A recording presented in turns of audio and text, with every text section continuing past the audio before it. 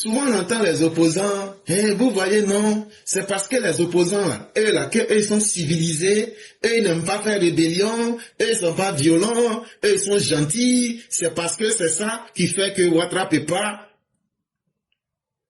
connaître échec. Que c'est eux qui ont pitié de Ouattara, et puis comme ils sont gentils là, eux ils font pas rébellion, eux ils font pas coup d'état, eux ils font rien de violent. C'est ça qui fait que Ouattara a travaillé. C'est ça qui fait que Ouattara, il n'a pas connu de difficultés. On a compris ce que vous avez dit. Bon, aujourd'hui là, on va vous donner une réponse une fois et puis on va passer. Si on est d'accord sur ça, voilà la réponse qu'on va vous donner. En situant la responsabilité des uns et des autres.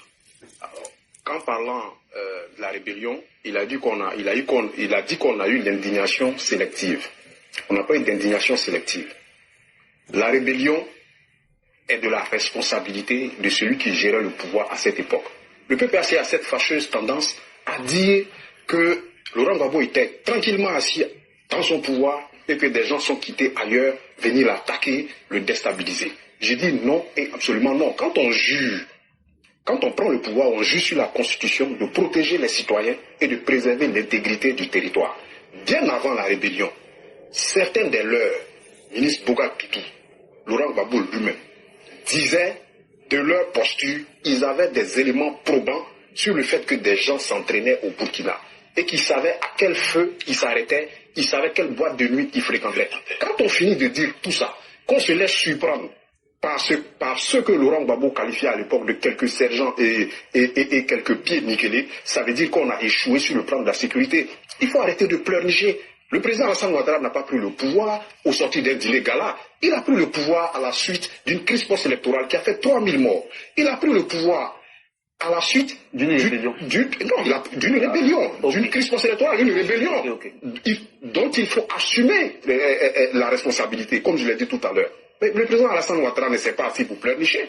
Parce qu'au sortir de la crise, de 2012 à 2018, il a fait face à plus de 40 tentatives de coup d'État qu'il a déjouées.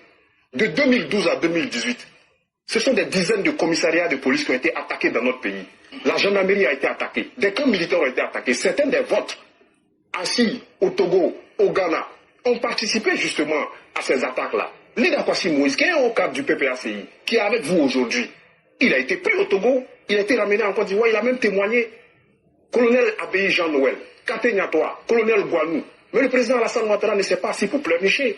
Il a retravaillé sur l'appareil sécuritaire, il a fait monter en puissance les gendarmes, les policiers, les militaires, en les dotant de moyens matériels efficaces, efficients, pour faire face à tout ce qu'on a connu ici. C'est ça qu'on appelle un chef d'État, qui prend ses responsabilités, qui ne pleure pas, qui ne cherche pas à accuser les uns et les autres. Sur toutes les questions économiques, sociales, politiques, chaque fois, vous dérobez de votre responsabilité, ce sont les gens. Mais, diantre, la rébellion a profité à qui?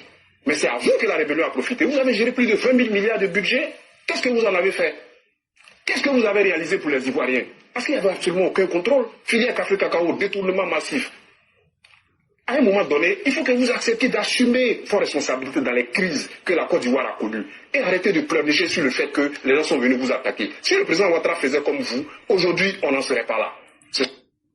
Et donc ça, c'est la réponse qu'on va donner à ces personnes-là. Et on va les inviter à changer de lexique. On va les inviter à changer de parole. Ça là, ça peut pas les dédouaner. Ça là, ça va pas les rendre garçons. C'est qu'on leur demande là. Ils n'ont qu'à aussi faire leur rébellion. Vous venez attaquer. C'est là ils vont comprendre que il y a des gens, quand eux prennent le pouvoir là, ce qu'ils disent au peuple là, ils peuvent réaliser. Et Alassane Ouattara fait partie de cela. Alassane Ouattara ne sera jamais un pleurnichard, un lâche et un indigne pour dire au peuple je vais vous protéger et puis il va s'asseoir pour s'amuser. C'est que quand tu prends le pouvoir là, puis tu sais que ton pouvoir là, tu es venu pour travailler là, tu prends les dispositions pour imposer les moyens qui vont te permettre de travailler.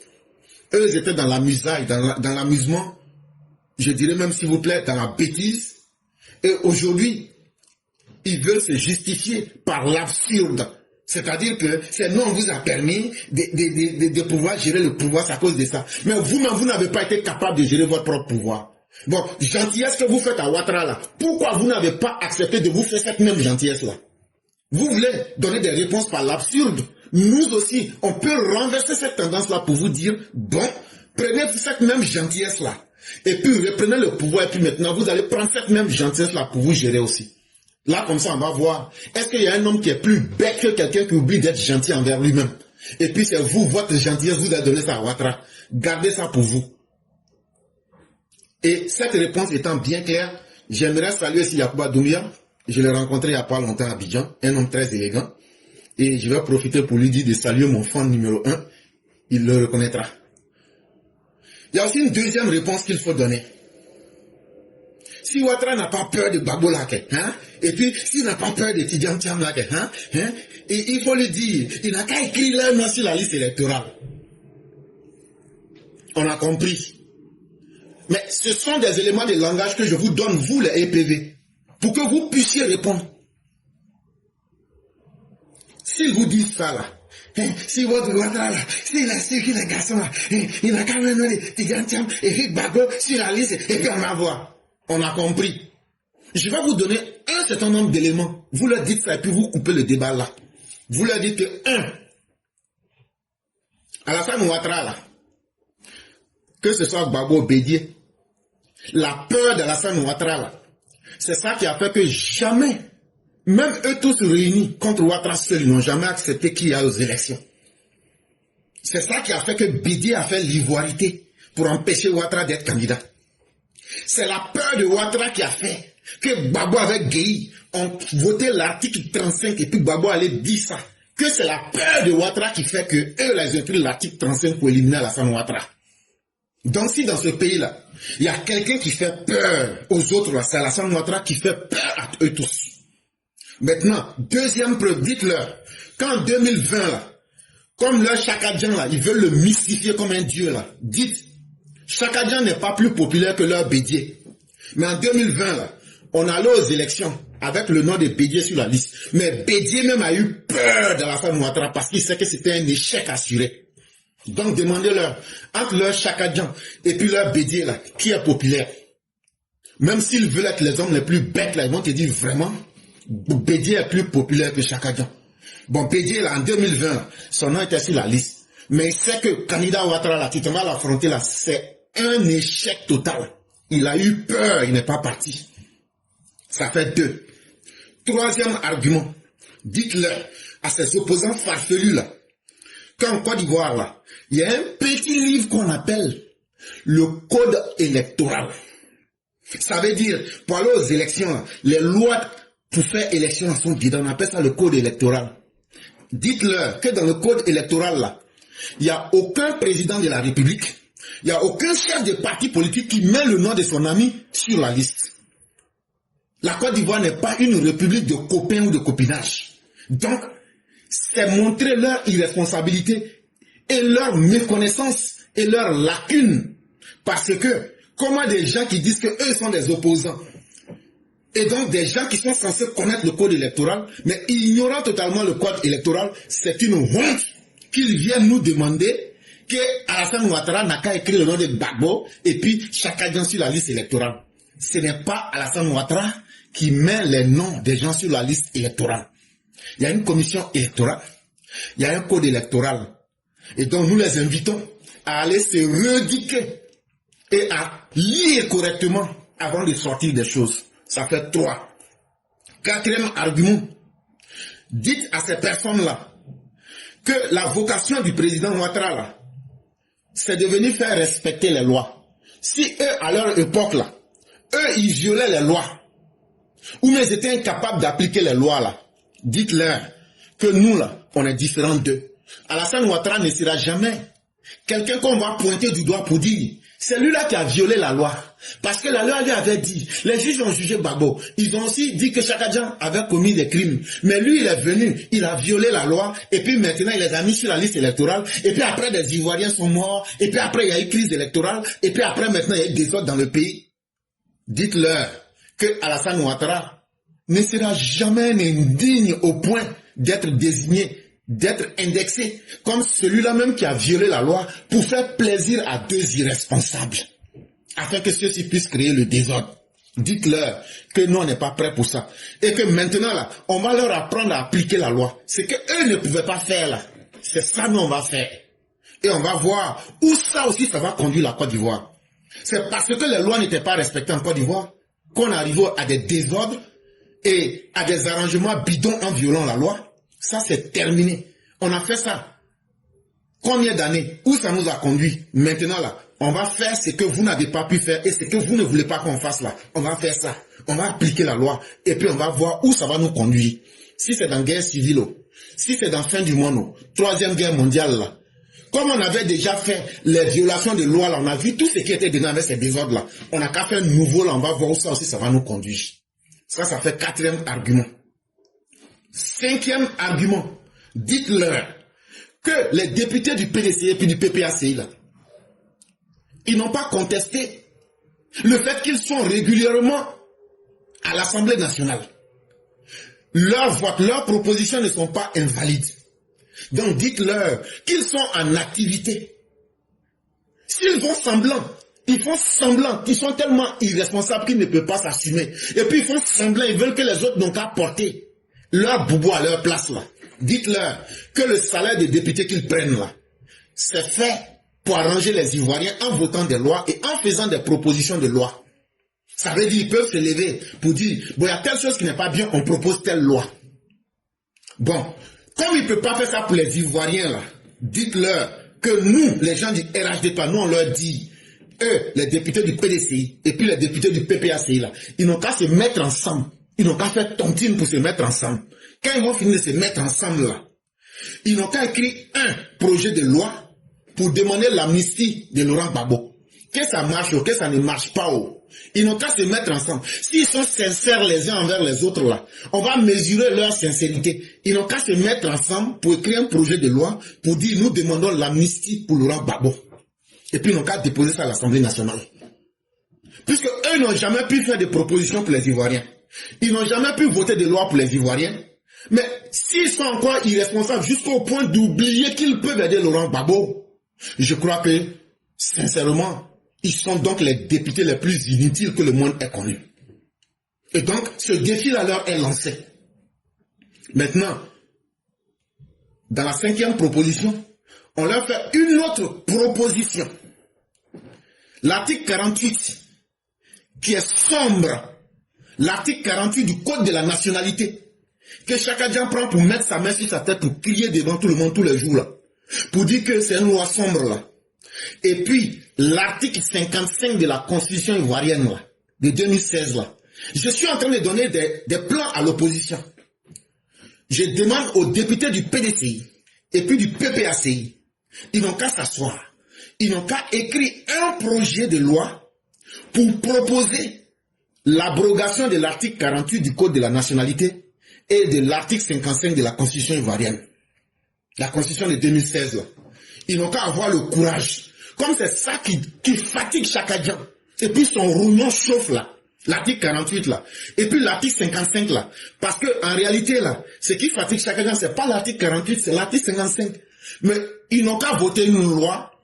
Ils n'ont qu'à faire une proposition. Et puis on va enlever les deux lois là. Il n'y aura plus de code de nationalité en Côte d'Ivoire. Et puis il n'y aura plus de critères pour que quelqu'un soit candidat en Côte d'Ivoire. Si on enlève les deux là, même quelqu'un qui est quitté au Bangladesh peut devenir candidat et puis va être président en Côte d'Ivoire. Donc là, ils n'ont qu'à pas me dire que tout le monde doit aller aux élections là. C'est vrai qu'ils le disent, hein, tout le monde doit aller aux élections. Donc ça veut dire on doit enlever toutes les conditions. Ils n'ont qu'à prendre le soin. Le code des nationalités, l'article 48 là, on enlève. L'article 55 de la Constitution, on l'enlève. Le code électoral, on l'enlève. Mais avant de faire ça là, comme eux disent que tout le monde doit aller aux élections, si tout le monde doit aller aux élections et qu'il n'y a plus de règles là, donc là, il faut éliminer les règles. Là, quand c'est comme ça, c'est qu'on attend d'eux là. Ils n'ont qu'à demander, prendre papier, ils n'ont qu'à se mettre ensemble. Et puis ils n'ont qu'à dire, nous les députés du PDCI, nous les députés du PPACI, aujourd'hui, 16 juin 2025, on s'est réunis. On a trouvé que ces lois-là, l'article 48 du Code de la nationalité, le Code électoral et l'article 55 de la Constitution actuelle, la Constitution qui est en vigueur en 2025, là, que c'est ça qui pose tous les problèmes en Côte d'Ivoire. Donc, comme nous, on a décidé que tout le monde doit être candidat, donc on a décidé qu'il n'y ait plus de règles Et on veut qu'on enlève ces lois-là dans nos textes. Et ils n'ont qu'à déposer ça à l'Assemblée nationale. Quand ils vont faire ça, on va bien comprendre. Et pour terminer, je leur donne une 6e solution. La 6e solution, là, faites une rébellion. Parce que on ne vous sent pas suffisamment courageux pour faire un coup d'État. Et depuis trop longtemps, on vous a entendu. Bon, nous, on vous dit, faites maintenant une rébellion. Faites ce que vous pouvez faire. Parce que les gens ont fait coup d'État, c'est comme si... Bon, faites pour vous aussi. Faites pour vous. Il n'y a personne qui va vous blâmer. Kragben Yabé a fait coup d'État. Ou faut envoyer Kone Wassina le mater comme un vulgaire individu. Il y a eu la révolte du 108, ils ont été matés. Il y a eu la révolte des Dida de Iré, ils ont été matés. Mais pourquoi vous n'avez pas pu mater la rébellion des chasseurs de Pedri du Nord? C'est là qu'on voit que tout le monde, la rébellion est un luxe qui n'est pas permis à tout le monde. Et donc là, on ne cherche même pas à savoir si rébellion est bonne ou mauvaise là. Faites pour vous. Comme ça là, tout le monde va vous applaudir pour que vous rentrez dans le pays. Et je vous donne encore toutes les informations. Ça va faire 21 jours maintenant. Votre Soro Guillaume là. Il a fait faire partie des gens à Skofiple dans le village de son papa. Pour aller faire reconnaissance des terrains. Votre Soro Guillaume là. Il a fait rentrer des djihadistes en complicité avec Ibrahim Kaka. Ils ont fait des réunions. Ils ont décidé, Ibrahim Kaka avec Soro Guillaume, que comme c'est devenu difficile, ils ne comprennent rien là. Maintenant, qu'est-ce qu'ils ont fait? Ils ont appelé des djihadistes. Ils leur ont donné 1 milliard. Ils disent, voilà 1 milliard pour vous. C'est qu'on attend de vous là. Vous partez en Côte d'Ivoire. Vous partez à Kofiple et vous faites la reconnaissance des terrains. Et à partir de là, vous allez attaquer les militaires, les gendarmes et les policiers avec les forces de défense et de sécurité qui sont dans le nord de la Côte d'Ivoire. Vous les harcelez, vous tuez certains parmi eux, puis vous disparaissez. C'est là maintenant les djihadistes là disent que ceux que Ibrahim Kaka avec Soro Guillaume ont fait partie pour faire la réunion avec eux là, que eux ils ont leurs vocaux, eux ils ont enregistré, ils ont leurs photos, ils ont leurs noms avec toutes leurs informations, en plus de 1 milliard. Et que eux ils disent rien. Que de toutes les façons, eux ils ont déjà les 1 milliard que Soro Guillaume avec Ibrahim Kaka leur avait donné pour attaquer les forces de défense et de sécurité de la Côte d'Ivoire. Eux vont rien faire, eux vont prendre cet argent-là pour lutter contre Ibrahim Kaka. Et que eux là, eux vont diffuser les vocaux. On n'a pas encore les vocaux là, mais si on les gagne là, on va balancer ça pour que tout le monde écoute. Dans ceux qui sont là, Soro a changé, Bila a changé, Mami a changé, Loto a changé, Aglagla a changé, Bago a changé. Amusez-vous. Mais chers tous ceux qui sont conscients d'eux-mêmes, restons sereins et restons déterminés. Donc voilà 6 solutions que je vais donner à l'opposition pour qu'ils puissent se retrouver et faire ce qu'ils ont à faire.